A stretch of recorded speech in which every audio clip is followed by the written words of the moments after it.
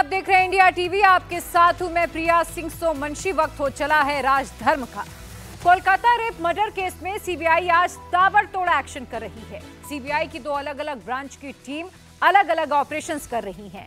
CBI की anti corruption branch की team Sandeep Ghosh समेत उसके करीबियों के ठिकाने पर रेड कर रही है। पिछले 7 घंटों से सीबीआई की टीम संदीप घोष के घर में है। घर के अंदर मौजूद एक एक दस्तावेज को खंगाला जा रहा है। करप्शन के आरोपों पर सवाल जवाब किया जा रहा है। तो वहीं सीबीआई की फॉरेंसिक टीम इस वक्त अलीपुर के प्रेसिडेंसी जेल में संजय रॉय से सच उगलवा रही है। उसका पॉलीग्राफ टेस्ट कराया जा रहा है। पॉलीग्राफी टेस्ट में संजय रॉय से वारदात की रात का जो सच है वो पूछा जा रहा है। संजय रॉय ने अभी तक की पूछताछ में जो बयान दिए हैं उन्हें वेरीफाई भी किया जा रहा है। संजय रॉय से और क्या क्या पूछा जा रहा है वो आगे मैं आपको विस्तार से बताऊंगी। संदीप घोष के किन किन करीबियों के घर सीबीआई ने रेड की है उसकी पूरी डिटेल आपको यहां पर मैं दूंगी सिलसिलेवार तरीके से। लेकिन अब फिलहाल संदीप घोष के जो करीबी हैं उनके ठिकानों पर भी इस वक्त रेड चल रही है। संदीप घोष के घर को भी खंगाला जा रहा है, एक एक दस्तावेज को चेक किया जा रहा है। लेकिन उससे पहले आज मैं आपको मोदी सरकार के मंत्री और बंगाल बीजेपी के बड़े नेता सुकांत मजूमदार का विस्फोटक इंटरव्यू दिखाऊंगी। इंडिया टीवी के साथ खास बातचीत में सुकांत मजूमदार ने ममता बनर्जी पर कई गंभीर आरोप लगाए हैं। संदीप घोष के साथ उनका क्या कनेक्शन है इसका खुलासा भी सुकांता मजूमदार ने इस इंटरव्यू में किया है, वो आप सुनिए। आर्जिकल मेडिकल कॉलेज में 9 अगस्त को जो कुछ हुआ उसने पूरे देश को सन्न कर दिया। और अब जैसे जैसे सीबीआई जांच को आगे बढ़ा रही है वैसे वैसे इस पूरे केस की परत दर परत खुल रही हैं और सामने आ रहा है एक ऐसा सच जिसने कई सवाल खड़े कर दिए हैं। क्या आर्जिकल मेडिकल कॉलेज और अस्पताल में कुछ ऐसा हो रहा था जिसकी जानकारी डॉक्टर बिटिया को थी? क्या कोई साजिश रची गई? क्या संदीप घोष पर कोई मेहरबानी की गई? ये तमाम सवाल हैं जो फिलहाल बंगाल में पूछे जा रहे हैं और कोलकाता की सड़कों पर इसकी आवाज सुनाई दे रही है। इसी पर बात करने के लिए हमारे साथ इस वक्त खास मेहमान मौजूद हैं। केंद्रीय मंत्री सुकांता मजूमदार इस वक्त हमारे साथ हैं। बहुत स्वागत है आपका सुकांता जी इंडिया टीवी पर। पहला सवाल तो यही है, जब मैं यहाँ घूम रही हूँ तो जो लोग मुझसे पूछ रहे हैं वो मैं आपसे पूछूंगी कि डॉक्टर बिटिया को इंसाफ कब और कैसे मिलेगा?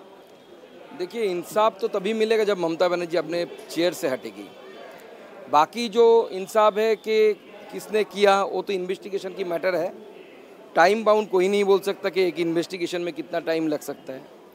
लेकिन एक के बाद एक जिस तरीके का रेप की घटना और महिलाओं के ऊपर अत्याचार की घटना पश्चिम बंगाल में घटती जा रही है, इसका जस्टिस तभी मिलेगा जब महिला मुख्यमंत्री रहते हुए जिन्होंने होने दिया ये सब, उनका जब तक अपने चेयर छोड़ के वो जब तक नीचे नहीं उतरेगी तब तक जस्टिस नहीं मिलेगा। तो इसलिए मुझे लगता है कि जस्टिस इन सारी घटनाओं का, क्योंकि ये कोई विच्छिन्न घटना नहीं है कि सिंगल आउट करके आप इसको अलग से सोचें, संभव नहीं है। ये पूरी एक सिस्टम है, जो सिस्टम नष्ट हो चुकी है, उसमें से बदबू आ रही है और उस सिस्टम को चेंज करना है। अगर सिस्टम को चेंज करना है तो सिस्टम जो चला रही है, जिन्होंने सिस्टम बनाया है, उस ममता बनर्जी को जाना होगा।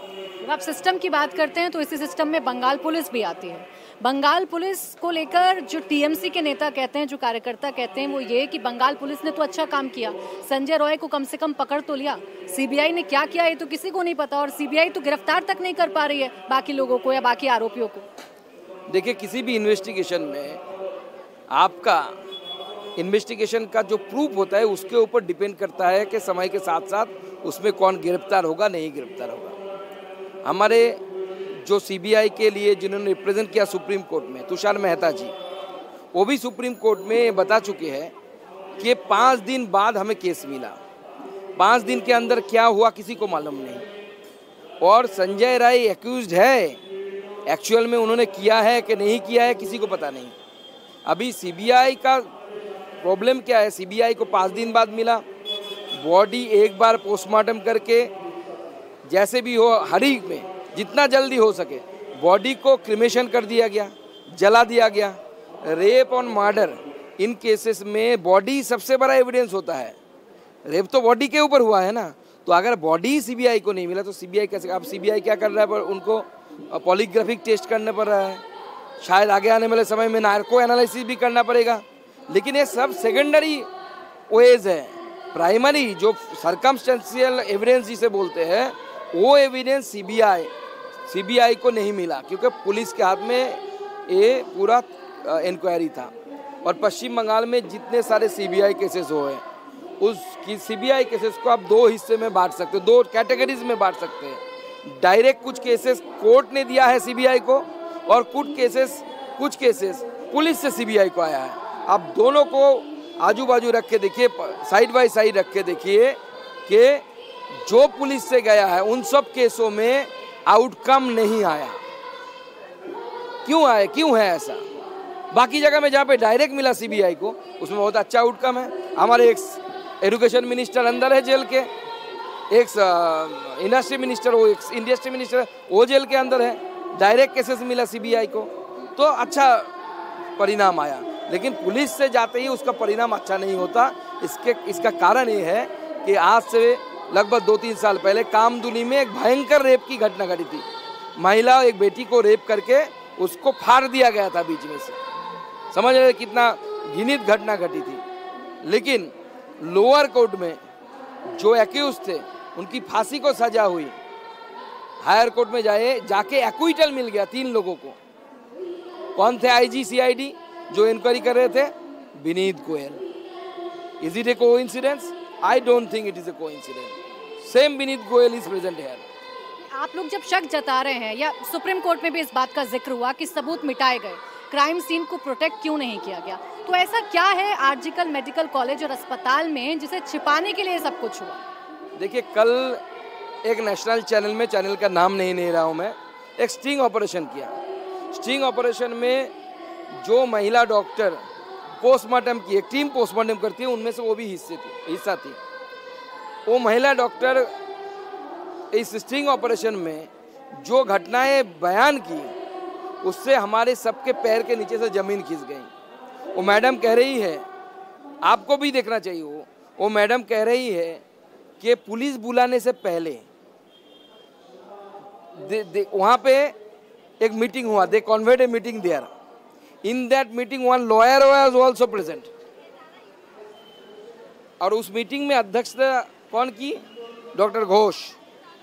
और उस मीटिंग में तय हुआ कि इसे हम सुसाइड दिखाएंगे। उसके बाद पुलिस को बुलाया गया। पुलिस को भी पता नहीं था कि ऐसी घटना घट गई। तो सुदीप जो मुएल एक्यूज है, इनको संदीप घोष के खिलाफ सबका जो एलिगेशन आ रहा है, इसका इंक्वायरी होनी चाहिए, पूरी तरीके से इंक्वायरी होनी चाहिए। और ये भी इंक्वायरी होनी चाहिए कि इतने लोगों ने चिट्ठी लिखा, डॉक्टर अख्तर ने भी चिट्ठी लिखा, क्यों इनके खिलाफ कोई एक्शन नहीं हुआ? सालों साल बैठे रहे। अब इस दुनिया में अभी जो युग चल रहा है, नौकरी मिलना कितना कठिन काम है, आप भी जानते हैं। हमारे डॉक्टर साहब इतने काबिल हैं, इनको इस कुछ दिनों के अंदर 3 नौकरियां मिल गई। उनको हटाया सरकार ने उस कॉलेज से। वो इतने पावरफुल कैसे हैं संदीप घोष, जिनका जिक्र आप कर रहे हैं? कौन है जो उनको प्रोटेक्शन दे रहा है या उनकी ताकत बढ़ा रहा है? देखिए, हेल्थ मिनिस्ट्री में, पश्चिम बंगाल में जो हेल्थ मिनिस्ट्री का हेडक्वार्टर है, उसे स्वास्थ्य भवन बोलते हैं। हमारे पार्टी ऑफिस, नया जो ऑफिस बना है, उसके बाजू में ही है। उस स्वास्थ्य भवन में, उस पार्टी ऑफिस में एक नेक्सस चलता है। इस नेक्सस को हम in short doctor SPD nexus बोलते हैं। आप ढूंढिए एसपीडी कौन है, कितना ताकतवर आदमी है। ऐसे 4-5 लोगों की नेक्सस चलती है। And this doctor is very close to Mamata Banerjee. समझदारों के लिए इशारा ही काफी है। यानी जो बात कही जा रही है नॉर्थ बंगाल लॉबी के बारे में, उसी की तरफ आप जिक्र कर रहे हैं। देखिए, नॉर्थ बंगाल लॉबी नाम दिया है, बोल सकते हैं उसको नॉर्थ बंगाल लॉबी, लेकिन एक डॉक्टर साहब है जो इतना पावरफुल है, जो ममता बनर्जी का बहुत ही क्लोज है। उनके लिए कितना पावरफुल है, मैं एक एग्जाम्पल देता हूँ। उनके बेटी को नौकरी देने के लिए पश्चिम बंगाल कैबिनेट बैठी, उन्होंने रिजोल्यूट किया कि हम पीजी हॉस्पिटल, मतलब एसएसकेएम जिसका ऑफिशियल नेम है, हम पीजी हॉस्पिटल बोलते हैं, पश्चिम बंगाल के 1 नंबर प्रीमियर इंस्टीट्यूट। किसी को सीबीआई पकड़ने जाती है, टीएमसी रीडर, तो वहीं पे जाके एडमिशन लेता है। उस इंस्टीट्यूट में कैबिनेट का मीटिंग करके एक महिला के लिए पोस्ट क्रिएट किया जाता है। और उन्हें नौकरी दिया जाता है, प्रोफेसर बनाया जाता है, जबकि क्लिनिकल साइकोलॉजी में प्रोफेसर का पोस्ट नहीं होता क्योंकि वो पेशे से डॉक्टर नहीं है, क्लिनिकल साइकोलॉजी का कोर्स किया हुआ है। तो ये डॉक्टर एसपीडी कितना ताकतवर है, आप समझ सकते हैं कि जिनके बेटी के, मेरे बेटी के लिए तो रेजोल्यूट कोई नहीं करेगा, आपके लिए कोई रेजोल्यूट नहीं करेगा, लेकिन उनके बेटी के लिए कैबिनेट बैठता है, बैठ के एक पोस्ट का रिजोल्यूशन होता है, सारे पोस्ट का नहीं, एक पोस्ट क्रिएट किया जाता है और उनको नौकरी दिया जाता है। सिर्फ यही नहीं, अभी आ रहा है कि उनके नाम से कंपनी भी है जिनमें बाप है, बेटी है और एक दूसरे आदमी है जो उस कंपनी के स्टेक होल्डर है। उस कंपनी को लगभग 100 करोड़ से भी ज़्यादा टेंडर में काम मिला है स्वास्थ्य भवन से। तो ये गहरी चीज़ है, मैं जो बोल रहा हूँ ना, एक रेप एक मर्डर ये नहीं है, ये बहुत बड़ा चीज़ है, बहुत बड़ी घटना है और उसमें पूरा सिस्टम रोटन हो गया है। इस सिस्टम को हटाना है और इस सिस्टम जिसकी आशीर्वाद से चल रही है, जिनके द्वारा चल रही है, उनका नाम है ममता बनर्जी। यानी आप जिस डॉक्टर की बात कर रहे हैं, ममता बनर्जी के जो फैमिली डॉक्टर हैं, आप उनकी बात कर रहे हैं कि वो इतने पावरफुल हैं, उनकी वजह से सब कुछ होता है। जो कुछ आरजीकर मेडिकल कॉलेज में चल रहा था, सीबीआई ने केस भी दर्ज कर लिया है संदीप घोष के खिलाफ, वो 1000 पन्ने की रिपोर्ट भी सबके सामने आ गई है। वो जो वहाँ पर सब कुछ चल रहा था, जो घोटाला हो रहा था, जो पैसा बनाया जा रहा था, वो कहाँ तक जा रहा था, ये आप लोगों को पता है? देखिए, हेल्थ मिनिस्ट्री में इतना कुछ चल रहा है, हेल्थ मिनिस्ट्री के जाने बिना चल सकता है क्या? और ममता बनर्जी जानती नहीं, ऐसा तो नहीं हो सकता। वो तो सबको सब पता चलता है। उनका इंटेलिजेंस सिस्टम बहुत अच्छा है, पुलिस का, पश्चिम बंगाल पुलिस का इंटेलिजेंस सिस्टम खराब नहीं है, अच्छा है। ममता बनर्जी को सब पता है, लेकिन फिर भी उन्होंने ये चलने दिया। इसका मतलब क्या है? मेवा उनके पास भी पहुंचा है, उनके पार्टी के पास भी पहुंचा है। तो जो अपने आप को साफ सुथरा क्लेम करती थी, वो सफ़ेदी उतनी अच्छी सफ़ेदी नहीं है, बिहाइंड द कर्टन बहुत कुछ ब्लैक है। अब थोड़ी राजनीति की बात करूं तो टीएमसी कह रही है कि बीजेपी ने इस पूरे मामले को राजनीतिक रंग उड़ा दिया है, बीजेपी को अपनी वोट बैंक नजर आ रहा है एक बिटिया के दर्द में। देखिए, बीजेपी एकमात्र ऑपोजिशन पार्टी है। जब भी इस पश्चिम बंगाल में कुछ घटेगा, बीजेपी का ये दायित्व है, जनता ने हमें दिया है। जैसे सरकार चलाने का दायित्व ममता बनर्जी को दिया है, टीएमसी को दिया है, ऐसे विरोध का, जो आवाज़ उठाने का, जिनके ऊपर जुल्म हो रहा है, अत्याचार हो रहा है, उनके खिलाफ, उस जुल्म के खिलाफ, उस अत्याचार के खिलाफ आवाज़ उठाने का दायित्व जनता ने भारतीय जनता पार्टी को दिया है। ये हमारा मोरल रिस्पॉन्सिबिलिटी है और हम कर रहे हैं, नहीं आगे भी करेंगे। It is nothing about political. हमसे ज़्यादा आम जनता दुखित है। 14 अगस्त की नाइट को जो reclaim the night by the women हुआ, उसमें बीजेपी का झंडा कहाँ था?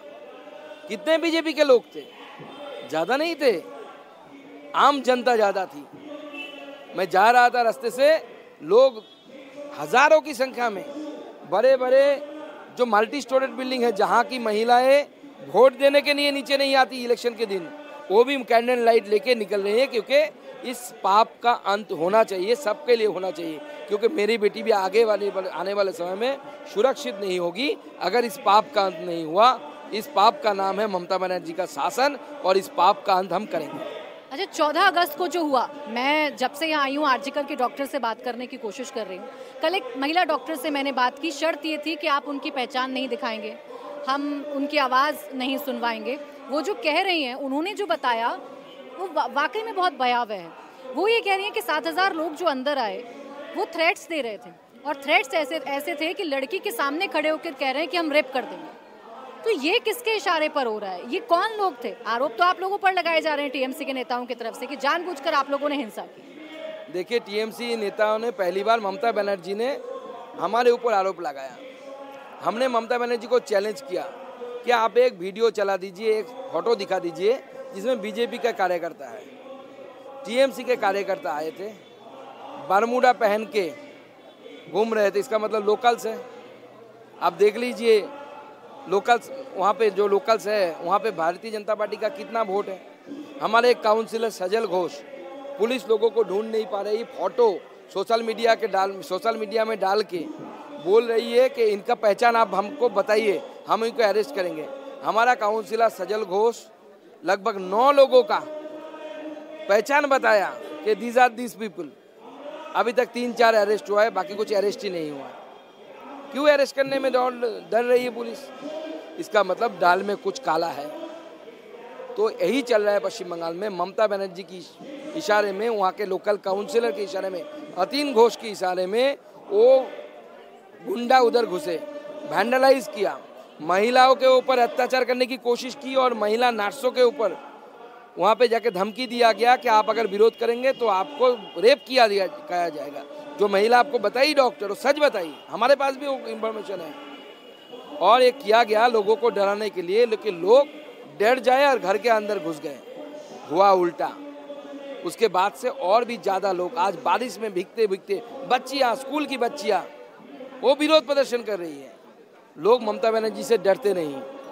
लेकिन ये डर अभी भी जो उनके अंदर है, जो वो अस्पताल ज्वाइन नहीं कर पा रहे हैं, उनको ये डर है कि सीआईएसएफ आज है, जब सीआईएसएफ हट जाएगी तब हमारा क्या होगा। इस डर को खत्म करने के लिए आप लोग क्या करेंगे? क्योंकि केंद्र में तो आपकी सरकार है, जिम्मेदारी आप लोगों की भी बनती है। देखिए, आप जानते हैं कि फेडरल स्ट्रक्चर में केंद्र सरकार की अधिकार सीमित होती है। हम फेडरल स्ट्रक्चर या भारत के संविधान जो बाबा साहेब अम्बेडकर जी ने हमें दे के गया है, हम उस पर इंटरफेयर कभी नहीं करते। और जिस तरीके संविधान में प्रावधान है, वो प्रावधान समय के अनुसार व्यवहार होता है, उसका यूज होता है। तो कोर्ट ने जो बोला कि आप सीआईएसएफ दीजिए, आप हमने सीआईएसएफ दिया, इंस्टेंटली दे दिया हमारे केंद्र सरकार ने। अगर लोगों को लगता है, डॉक्टरों को लगता है कि they are not safe under the police of West Bengal, तो उनको फिर से एक बार कोर्ट में अप्रोच करना चाहिए। कोर्ट को सोचना है इसमें कि सीबीआई की इंक्वायरी जब तक चले और जब तक लोगों को ना लगे कि हम सुरक्षित हैं, तब तक सीआईएसएफ की सुरक्षा दायरा बनानी चाहिए, समय सीमा बनानी चाहिए। अभिषेक बनर्जी कहते हैं कि इस देश में हर मिनट पर रेप होता है, बाकायदा वो आंकड़े प्रस्तुत कर रहे हैं, लेकिन एक घटना को उठाकर इतनी बड़ी घटना बना दिया गया है जैसे सिर्फ कोलकाता में ऐसा होता हो, देश के बाकी हिस्सों में ऐसा ना होता हो। अभिषेक बनर्जी ने लगभग 900 लिस्ट दिया है कितने रेप हुआ है। मैंने उसी डेटा में अभिषेक बनर्जी को चैलेंज किया है कि आप 900 में से एक कलकत्ता वाला घटना हटा दीजिए, रहता है 899, उसमें से एक घटना दिखा दीजिए भारत में जिसमें ये फीचर्स है। क्या फीचर्स है? स्टेट के कैपिटल में हुआ है, स्टेट के कैपिटल के हार्ट ऑफ द टाउन में हुआ है, सरकारी प्रेमिसेस में हुआ है, ऑन ड्यूटी रहते हुए हुआ है, महिला डॉक्टर के साथ हुआ है। 4-5 क्राइटेरिया है, कहीं पे एक भी दिखा नहीं पाया आज तक। मेरा जो बाइट जाता है वो तो सुनते हैं, उनके पास अभी तक एक भी ऐसा घटना दिखा नहीं पाई। क्योंकि ये जो चारों क्राइटेरिया हमने बोला, इसका स्पेशलिटी है, ये दर्शाता है कि अगर एक सरकार अपने कैपिटल सिटी में, अपने स्टेट के हार्ट ऑफ द टाउन में, सरकारी प्रेमिसेस के under, during the government duty, if you are unable to protect anyone, any employee, rape नहीं आप रोक सकते, तो इसका मतलब ये कोई सिंगल आउट घटना नहीं है, ये पूरी तरीके से सिस्टम का फेल्योर है। आपका पूरा सिस्टम लचर हो चुका है और इस सिस्टम का विसर्जन बहुत ज़रूरी है और जनता इस सरकार की विसर्जन करेगी। ममता बनर्जी तो चिट्ठी लिख रही हैं प्रधानमंत्री को, कह रही हैं आपको रेप पर कानून बनाने चाहिए, सख्ती करनी चाहिए, और इसीलिए टीएमसी कह रही है कि इससे ज्यादा हम क्या कर सकते हैं, केंद्र सरकार को कदम उठाने चाहिए, लड़कियों को आप लोग सुरक्षित करें। ममता बनर्जी को चिट्ठी लिखनी चाहिए, जरूर लिखनी चाहिए, लेकिन गलत पता में भेज दिया।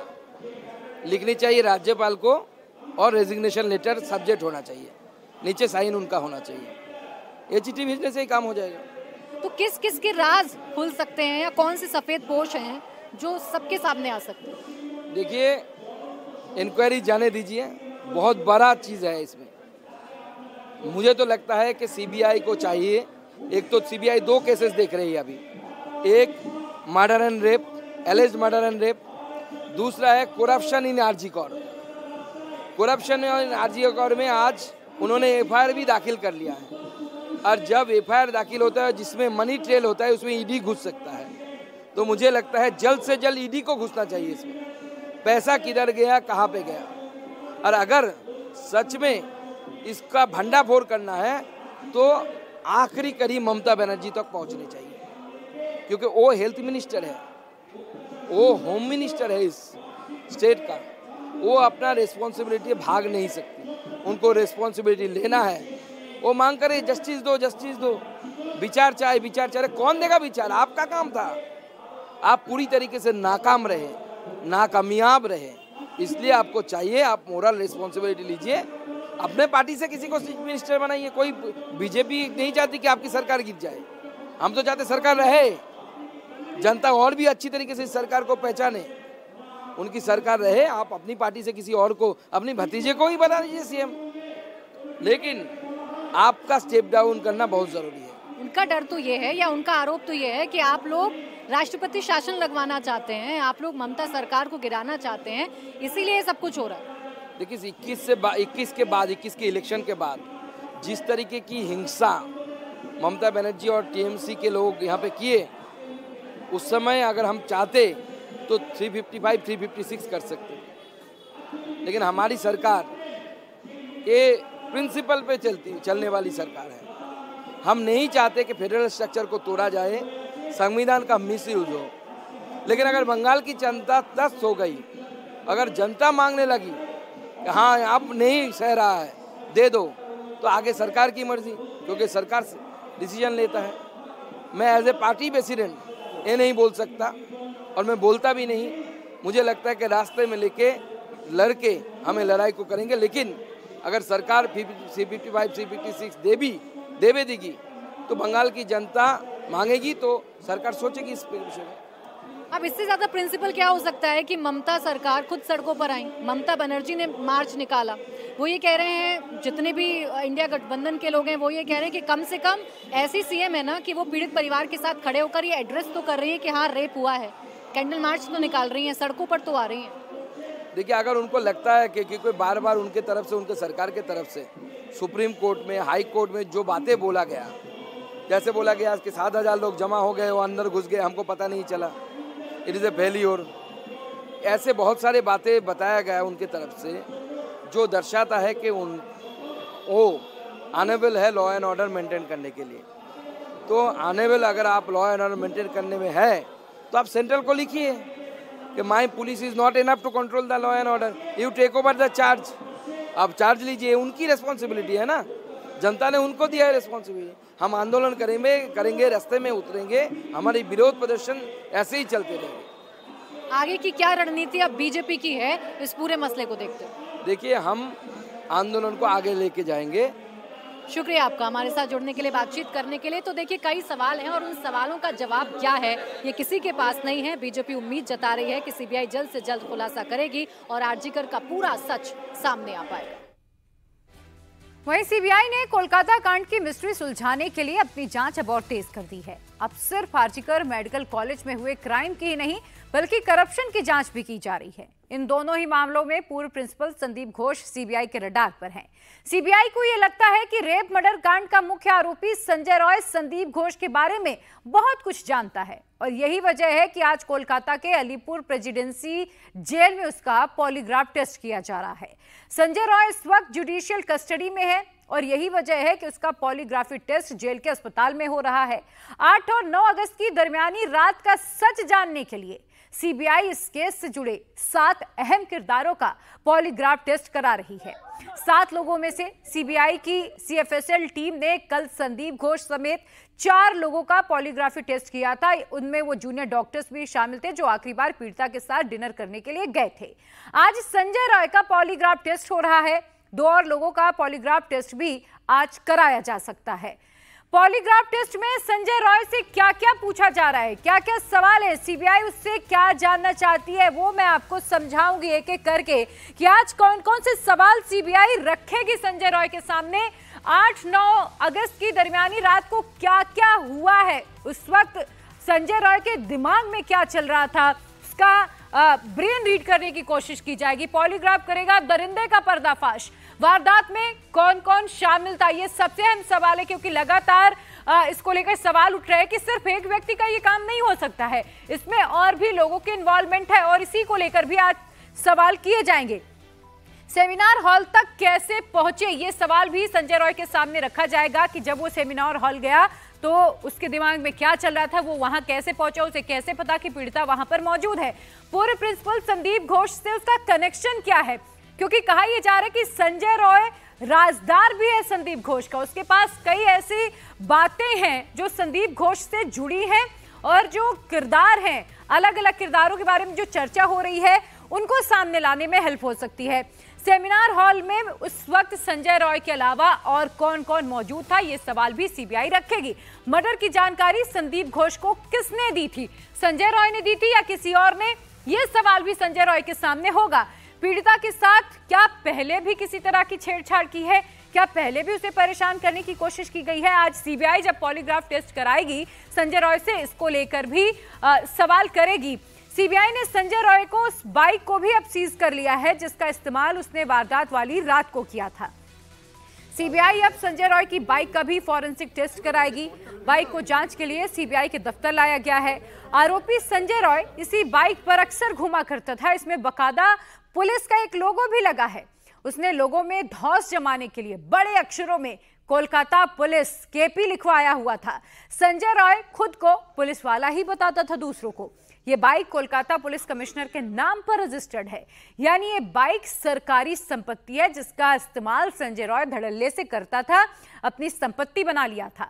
और डॉक्टर बेटी के साथ जब वो महापाप करने पहुंचा तो उस रात भी इसी बाइक का इस्तेमाल किया, जिसको फिलहाल अब सीज कर दिया गया है। दरअसल संजय रॉय की पुलिस के बीच बहुत गहरी पैठ है, तभी तो वो पुलिस की बाइक पर चलता था, पुलिस के बैरक में आराम से रहता था, किसी तरह की कोई उसको डर नहीं थी। पुलिस वालों के साथ उसका उठना बैठना था और लोगों को भी धमकाता था। अब देखिए क्या क्या अब जांच में शामिल किया गया है। बाइक पर कोलकाता पुलिस केपी लिखवाया गया था, सरकारी संपत्ति और पुलिस कमिश्नर के नाम पर वो बाइक रजिस्टर्ड है। नियमों का उल्लंघन करके बाइक का इस्तेमाल किया जा रहा था, जबकि सरकारी बाइक है तो फिर सरकारी जो पुलिस अधिकारी हैं, जो कोलकाता पुलिस है, वही इसका इस्तेमाल कर सकती थी, लेकिन वॉलंटियर संजय रॉय भी इसका इस्तेमाल कर रहा था। वारदात वाली रात भी इसी बाइक का इस्तेमाल किया था। अस्पताल इसी बाइक से पहुंचा था और वारदात के बाद इसी बाइक से बाहर निकला था, जो अब सीबीआई के हाथों लग चुकी है। इस बाइक को, जिसमें आप संजय रॉय को देख भी पा रहे हैं, इसे फिलहाल सीज कर दिया गया। इसका भी फॉरेंसिक टेस्ट कराया जा रहा है कि इस बाइक को कितने समय से इस्तेमाल कर रहा था, कैसे उस तक ये बाइक आई, क्या पुलिस ने उसे कभी रोकने की कोशिश नहीं की। इस तरह की तमाम सवाल हैं जिनकी कड़ियां आपस में जोड़नी होंगी।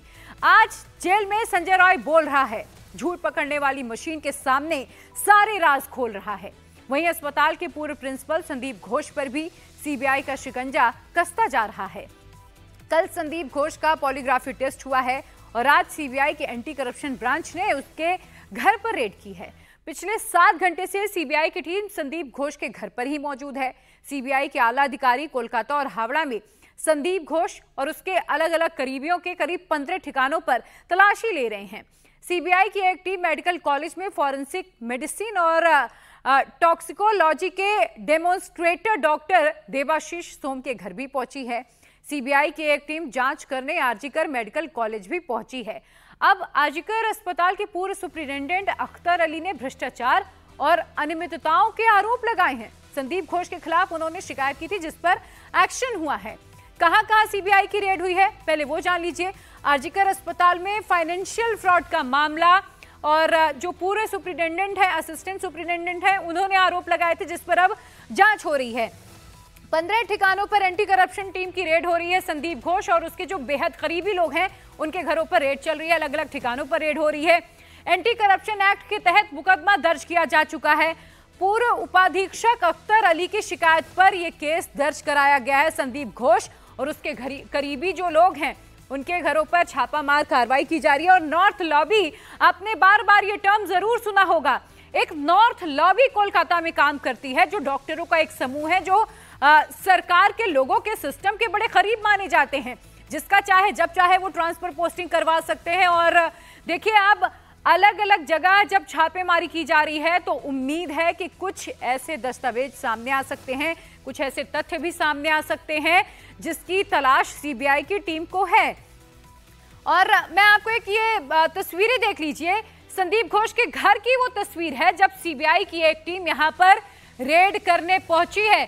संदीप घोष के घर में उस वक्त कौन कौन मौजूद था, हालांकि ये साफ नहीं है, लेकिन एक एक अलमीरा, एक एक दस्तावेज, एक एक कागजात, एक एक पेपर को सीबीआई बहुत ही बारीकी से जांच रही है, गहनता से उसकी जांच की जा रही है, उसे पढ़ा जा रहा है, क्योंकि सीबीआई को इस बात की पूरी उम्मीद है कि कई ऐसे राज हैं संदीप घोष के जो उसके घर में इन दस्तावेजों में मिल सकते हैं। और ना सिर्फ संदीप घोष के जितने करीबी हैं, बताया जा रहा है कि 15 अलग अलग ठिकानों में इस वक्त सीबीआई की टीम रेड कर रही है, जिसमें कई आला अधिकारी भी शामिल हैं।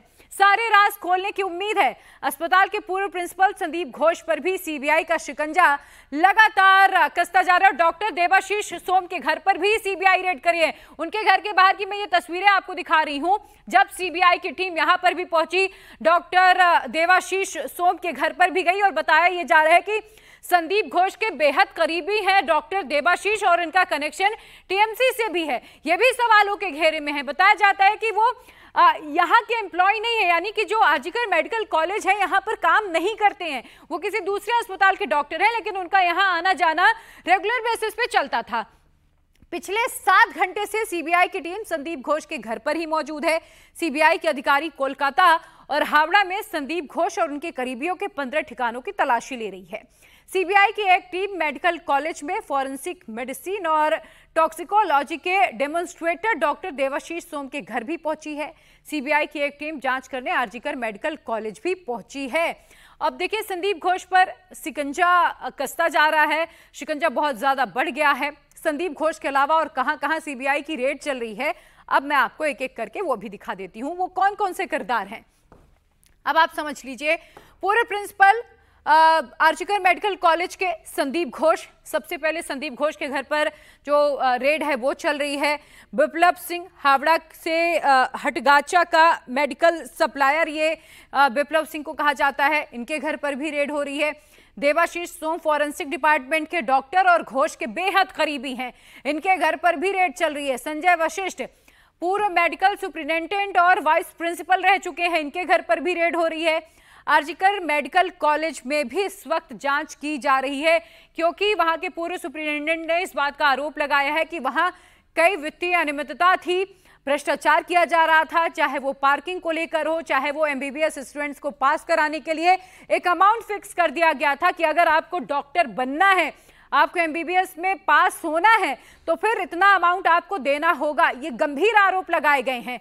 और इसके अलावा पार्किंग के बाद जो वेस्ट निकलता था, जो कचरा निकलता था, जिसे रिसाइकल किया जाता था, उसमें भी बड़े पैमाने पर भ्रष्टाचार हुआ है। सीबीआई ने आज सुबह सुबह कोलकाता में 15 जगहों पर ताबड़तोड़ छापेमारी की है। सबसे बड़ी कार्रवाई सीबीआई की संदीप घोष के घर पर हो रही है। संदीप घोष के घर पर सीबीआई पूछताछ कर रही है, संदीप घोष से और तमाम दस्तावेज खंगाले जा रहे हैं। कल ही सीबीआई ने वित्तीय अनियमितताओं को लेकर कल एक एफआईआर दर्ज की है और एंटी करप्शन की एक विंग जो है वो सीबीआई की संदीप घोष के अलावा देवाशीष व अन्य लोगों के घर पर पहुंची हुई है कि आरजीकर अस्पताल में जो स्कैम चल रहा था, जो बड़े घोटाले हो रहे थे, उनकी जानकारी जुटाई जा रही है। अख्तर अली ने भी तमाम शिकायतें की थी कि आरजीकर अस्पताल में बड़े स्तर पर सामान खरीदने से लेके दवाइयों को बेचने से लेके एक बड़े लेवल पे स्कैम होता है। उसी को लेकर एफआईआर दर्ज की है। सीबीआई ये चाहती है कि किसी अंजाम से पहुंचने से पहले जो मामला ये वित्तीय अनियमितताओं को लेकर दर्ज किया गया है, उसके ठोस सबूत जुटाए जा सकें। और इसी को लेकर सीबीआई ने संदीप घोष के अलावा लगभग कई सहयोगियों को अपने रडार पर लिया है और देवाशीष के अलावा कई जगहों पर, लगभग 15 जगहों पर सीबीआई ने रेड मारी है और घर पर तमाम दस्तावेज खंगाले जा रहे हैं, पूछताछ की जा रही है। कुल मिलाकर ये एक लाइन निकालने की कोशिश की गई है कि आरजीकर अस्पताल में पिछले कई दिनों से जो एक लंबा चौड़ा स्कैम चल रहा था, संदीप घोष जिसको अंजाम दे रहा था, उसके कागजात निकलें ताकि इस पूरे मामले में जो एफआईआर दर्ज की गई है उसके सबूत सीबीआई को मिल सकें। तो देखिए, संदीप घोष पर बहुत गंभीर आरोप लगे हैं। क्या क्या आरोप लगे हैं, किस तरह की बातें सामने आई है संदीप घोष को लेकर, अब एक एक करके सिलसिलेवार तरीके से वो मैं आपको समझाऊंगी कि कितने गंभीर आरोप लगे हैं।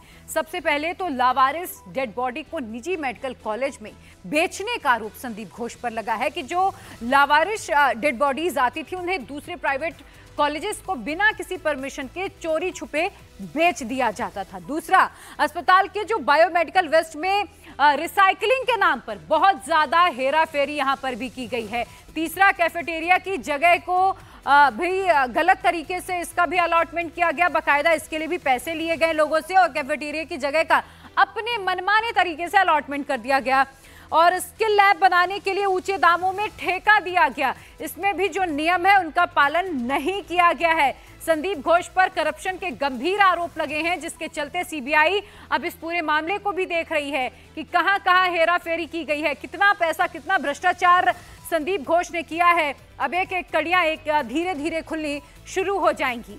इन्हीं सब आरोपों की जांच के लिए सीबीआई की एंटी करप्शन की टीम आज सुबह 6:45 बजे संदीप घोष के घर रेड डालने पहुंची थी, लेकिन संदीप घोष ने 1 घंटे तक घर का दरवाजा ही नहीं खोला। सीबीआई की टीम 8:05 तक घर के बाहर खड़ी रही। 1 घंटे इंतजार के बाद घोष के घर का दरवाजा खुला, जिसके बाद सीबीआई की टीम अंदर पहुंची और जांच शुरू हो गई। 6:45 पर सीबीआई की टीम सुबह 6:45 बजे ही संदीप घोष के घर पर पहुंच जाती है, लेकिन संदीप घोष ने यहां पर क्या किया, अपने घर का दरवाजा ही नहीं खोला। सीबीआई को 1 घंटे से ज्यादा समय तक वेट कराया। दरवाजा कब खुलता है? 8:05 में संदीप घोष के घर का दरवाजा खुलता है, जिसके बाद सीबीआई अंदर जाकर जांच पड़ताल करनी शुरू कर देती है। ये तस्वीरें भी आप देख लीजिए, जब सीबीआई की टीम वहां पर मौजूद थी, बाहर वेट कर रही थी। लोगों का भी जमावड़ा आपको नजर आ रहा होगा और यहाँ पर सिक्योरिटी फोर्सेस की भी तैनाती की गई है। और देखिए, आरजीकर मेडिकल कॉलेज की जो सुरक्षा है अब वो सीआईएसएफ के हाथों सौंप दी गई है। लेकिन ये बालाजी निवास, संदीप घोष के घर के बाहर ये एक नेम प्लेट लगा हुआ है, बालाजी निवास। यहाँ पर सीबीआई की टीम सुबह 6:45 बजे पहुंच जाती है, लेकिन संदीप घोष अपने घर का दरवाजा खोलता है 8:05 पर। संदीप घोष और आरजीकर मेडिकल कॉलेज को लेकर नॉर्थ बंगाल लॉबी का बार बार जिक्र हो रहा है। कहा जाता है कि संदीप घोष इस नॉर्थ लॉबी का अहम किरदार है। सोर्सेस के मुताबिक इस नॉर्थ बंगाल लॉबी के पीछे एक ऑर्थोपेडिक डॉक्टर है और दिलचस्प बात यह है कि यह डॉक्टर सरकारी नौकरी भी नहीं करता, लेकिन पूरा स्वास्थ्य भवन इसके कंट्रोल में रहता है। यानी किस डॉक्टर का ट्रांसफर कहां कराना है, किसका ट्रांसफर रुकवाना है, किसका ट्रांसफर नहीं होगा। स्वास्थ्य भवन होने वाले ऐसे तमाम अहम फैसलों में जो स्वास्थ्य भवन में होने चाहिए, जो वहां की टीम को करने चाहिए, हेल्थ सेक्रेटरी को करने चाहिए, वो फैसले डॉक्टर श्यामापद दास करता है। और नॉर्थ बंगाल लॉबी कितनी पावरफुल है अब मैं आपको वो भी बताऊंगी। पश्चिम बंगाल के स्वास्थ्य भवन पर पूरा कंट्रोल रहता है डॉक्टर श्यामापद का। लॉबी के पीछे एक बड़ा ऑर्थोपेडिक डॉक्टर है जिसका नाम डॉक्टर श्यामापद बताया जाता है। डॉक्टर्स के ट्रांसफर समेत सभी मुद्दों पर फैसला अगर कोई लेता है वो है डॉक्टर श्यामापद। सरकारी नौकरी नहीं करता है ये ऑर्थोपेडिक डॉक्टर, लेकिन पूरा कंट्रोल सरकारी कामों में रखता है। किसे कहां ट्रांसफर देना है, किसका ट्रांसफर रुकवाना है, ये सब कुछ यहीं से तय होता है। ये नॉर्थ बंगाल लॉबी ही तय करती है। वहीं पिछले 17 दिन से पूरा देश डॉक्टर बेटी के लिए इंसाफ की मांग कर रहा है। दरिंदगी करने वाले आरोपी को सख्त से सख्त सजा देने की मांग हो रही है। आज महाराष्ट्र के जलगांव से प्रधानमंत्री मोदी ने भी बेटियों की सुरक्षा को लेकर देश के हर राजनीतिक दल और राज्य सरकारों को एक डायरेक्ट मैसेज दिया है। ये कहा कि देश अपनी बेटियों की पीड़ा और गुस्से को समझ रहा है। महिलाओं के खिलाफ जो अपराध हो रहे हैं वो अक्षम्य हैं। दोषी कोई भी हो, बचना नहीं चाहिए। महिलाओं के खिलाफ अपराध अक्षम्य पाप है। दोषी कोई भी हो वो बचना नहीं चाहिए। उसको किसी भी रूप में मदद करने वाले बचने नहीं चाहिए। अस्पताल हो, स्कूल हो, दफ्तर हो या फिर पुलिस व्यवस्था, जिस भी स्तर पर लापरवाही होती है सबका हिसाब होना चाहिए। ऊपर से नीचे तक मैसेज एकदम साफ जाना चाहिए। ये पाप अक्षम्य है। अरे सरकारें आती रहेगी, जाती रहेगी, लेकिन जीवन की रक्षा और नारी गरिमा की रक्षा इस समाज के रूप में भी और सरकार के रूप में भी हम सबका बड़ा दायित्व है। साथियों, महिलाओं पर अत्याचार करने वालों को कड़ी से कड़ी सजा देने के लिए हमारी सरकार कानूनों को भी लगातार सख्त कर रही है।